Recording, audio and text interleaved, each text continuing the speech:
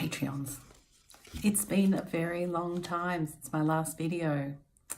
I've been sick. So I was in the UK and I was about to give a lecture to 250 people and I just collapsed on the floor, and I got to experience the NHS health system in the UK firsthand. I can say it was top-notch, excellent care that I got. Somehow got myself home on the plane, got into bed and didn't get out for about 4 weeks. They can't work out what was wrong with me. A virus, apparently. Anyway, I'm feeling better enough to go to Japan next Monday. So that's a good sign. So I will see some people in Japan, I hope. Anyway, it's been ages. So what do you do when you're sick in bed for a month? When you're a nerd, you read a lot of books. And in between feeling too sick to read, I mean, all I could do at some point was watch Project Runway on Netflix. And that's, you know, that's no drama. I'm happy to do that. But I did start to read some of my big pile of books that I've been meaning to do for ages. So I thought I'd share some of them with you today. So the first one that I got through was this one. The Reader's Brain, How Neuroscience Can Make You a Better Writer. And quite frankly, I read these kind of books pretty much so you don't have to, unless you really love to read writing books. This one's deep nerdery, but really excellent. One of the best I've ever read, actually. So she talks a lot about cognitive schemas, and it's probably too big to go into any detail here, but I will be blogging quite a bit about this book in the coming year. But I found it really instructive in thinking, just what's the reader's point of view? What is it that confuses people? And some of them are surprisingly simple issues with word order and sentence order that are easy to fix. And I love books that give you that kind of easy fix. Also, I have to say in here, this supplemental section called Grammar Made Brackets Relatively Painless. I mean, she knows her stuff. Her name is Yellow Lees Douglas. It's only ever relatively painless, isn't it? It's about 30 pages. And it's in grey in this book. It's quite a nice design book, actually. It's not really great production values, but it's a nice design. The best 30 pages of basic grammar I've ever seen. In fact, I almost just want to photocopy this and just give it to everyone at boot camp. If I can do that without breaking copyright, I think that's what I'll do.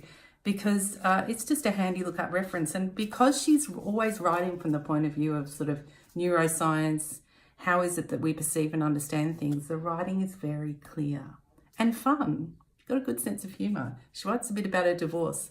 I'm kind of intrigued, but anyway, that's good. So I highly recommend if you're into reading about writing.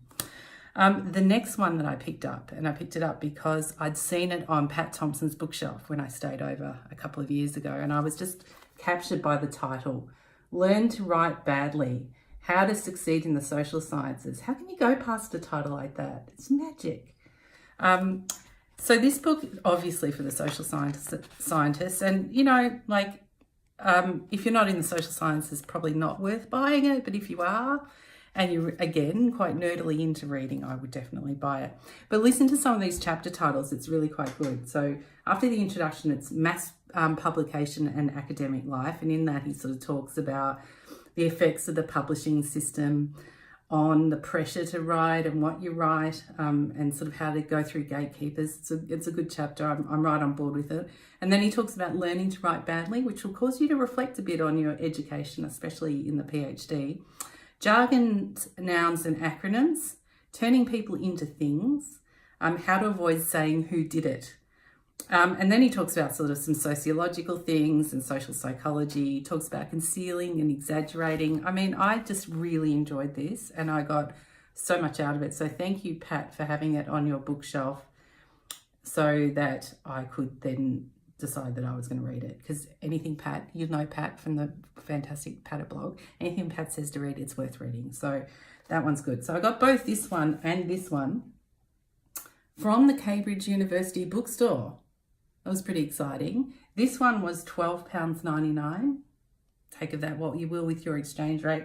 This one was £15.99. So they actually weren't bad value for what they were. So enjoyed those two. And so enforced bed rest,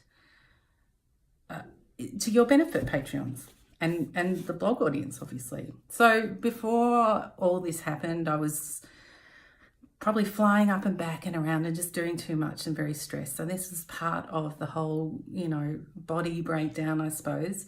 But in one of my airport trips, and there were so many, honestly, that I've forgotten which one it was, but I know it was in Sydney, I picked up this, and it's called The Decision Book.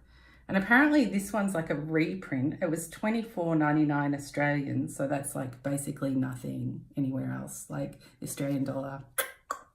And it's a reprint apparently, and expanded, and it's a bestseller. And honestly, I can see why, because it's quite a fun book. So if you've always wondered what a SWOT analysis is, or double loop learning model, or the Rumsfeld matrix, or you hear people sort of talking about these decision-making tools, this is the book that explains them all. Now, why are the decision-making tools good? Because in a thesis, you've got to make a lot of decisions.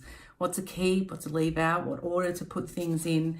And sometimes, you can be pulled in different directions by the different possibilities of the thesis you could write. So I found some of the models in here. And I mean, honestly, I bought this to teach with, because I use this I love diagramming in my classroom. But you might just, pick it up out of interest and get a few good techniques and thinking techniques out of it. This one was my favorite. It's called the rubber band model.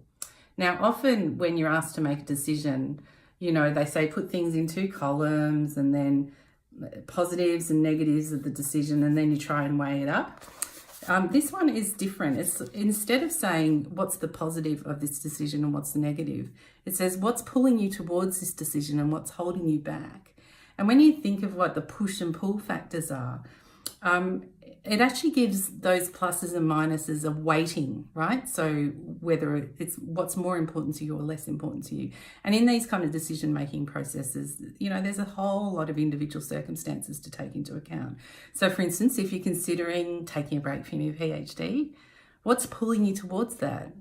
What are the things that are holding you back? And then if you say, well, what's holding me back is what other people think, and you identify that as the only real factor there, well, then you've got to say, do I really care? Maybe I do need a break. Or if you want to change topic, you want to change supervisors, it really starts you thinking about what's my hierarchy of concerns here. So highly recommend the Decision Book. Again, I'll be blogging about that, maybe doing some videos, drawing some diagrams. So good fun. I enjoyed that. The next thing is some spruiking. So you've stayed with me this long, you can turn off, you don't want to hear me spruik, but I'm pretty excited because coming up soon is the American release of How to Be an Academic, which has been retitled Becoming an Academic, which I quite like. Actually really like the new cover. I argued a lot about the old cover, and if I could find a copy of it, this is the old cover, all right? Yes, I do have a cabinet full of my own books. It is kind of sad, but there you go. That's the old cover, which I argued with the publisher a lot about, to be honest, and I ended up really liking it. But this is the new one from the American publisher, Greg Britton, who I've been working with at Johns Hopkins University Press. That's been a fantastic experience. If you're ever considering publishing with anyone, it was so great. I've been really #blessed, actually, with New South and with Johns Hopkins Press. So that is coming out in, I believe, July. Let me look it up. I better give the right information. So if you're in the US, this will be a cheaper way to get hold of it. So coming out in May. There you go. And it says here, Mewburn is the academic version of Dear Abby. I guess that's an American agony aunt. I don't know. The witty and warm advisor you wish you had. Partly a memoir, partly a practical field guide, partly a self-help book. Becoming an academic is meant to be devoured during late-night existential crises or bouts of writer's block. And that was Morgan Shahan, who's a graduate student in history. Thank you, Morgan. You wrote a lovely kind of review of the book, convincing the publisher to buy it. So thank you very much for that. Anyway, Johns Hopkins University Press. Also, very exciting, this book finally arrived. I'm so excited about this book, How to Fix Your Academic Writing Trouble. I've been working on this book since 2014. Like, that's a while. An editor at Open University Press convinced me to have lunch when I was in London at the British Library. And we just sort of, she's like, oh, can you write us a book? I'm like, I don't really want to write a book. And she's like, yeah, you do. And I'm like, I don't really want to write a book about writing. Everything that's been said, can be said, has been said. And then during the lunch, we came up with this idea of like a recipe book. So you look up the bad feedback that you're getting, you know, when someone writes on the side of your writing like waffle, or this doesn't flow, or this doesn't sound academic. And we thought the book could start from there. So the book starts from the feedback, gives you an interpretation of what the feedback could mean and some remedies for it. So it's kind of working backwards from most writing advice books. And so I started working on it and I got not very far.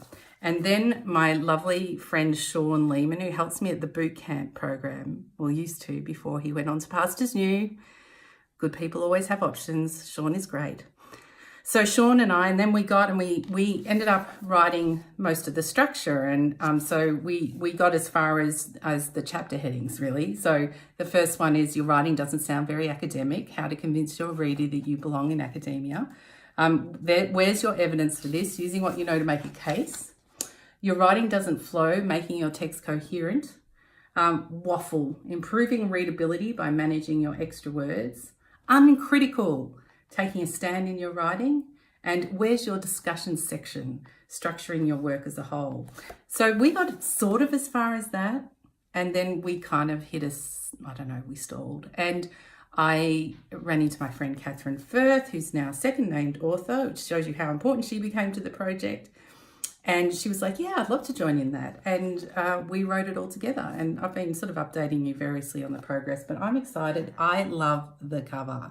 We put this out on a mailing list. I think there's about 1,400 people on that mailing list who voted to help us choose the cover. And I really love that because I've always described it as a Swiss Army knife of a book. I'm so happy to have this book, mostly because the next boot camp I run, I'm just going to give everyone a copy. And then I could walk out mic'd up. No, not really, but partially. What I'm hoping is that this really becomes a really good companion to the bootcamp program. I hope it's really useful to lots of people everywhere. Anyway, based on the success, and I think I could call it success, I'm feeling like authory now.